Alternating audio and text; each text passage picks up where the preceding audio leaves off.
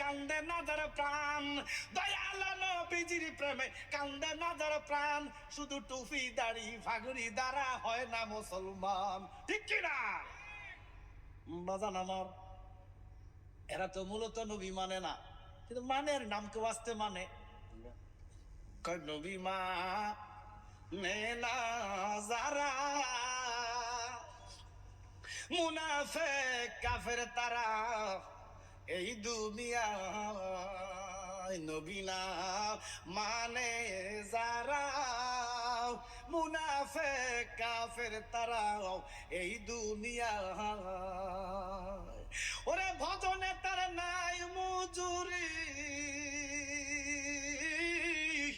নামাজে তার নাই মজুরি, চাপলে কি হবে খারাম, পারে কে যাবি ও নবীর নৌকাতে আয়, জোরে কোন আল্লাহু আকবার। ওই নৌকা চিনার দরকার আছে না নাই? আমরা তো নৌকা চিনেন না।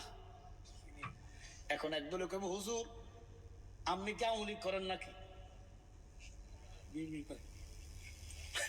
না, এটা নাও, নৌকা অনেক রকমের আছে, আমাকে কথা কর না। যেমন একটা নৌকা আছে, কইতাম নেই, 3.5 হাত নৌকার খাঁচা, মন মাঝি রে ঘন ঘন জোড়া,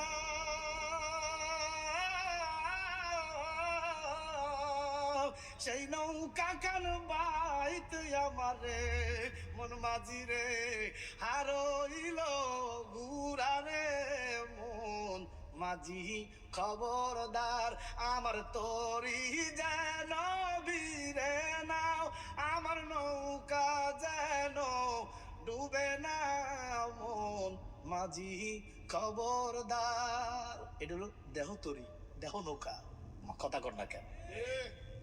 মস্তুলেয়ু টিয়ার মাঝি এদিক ওদিক চায়,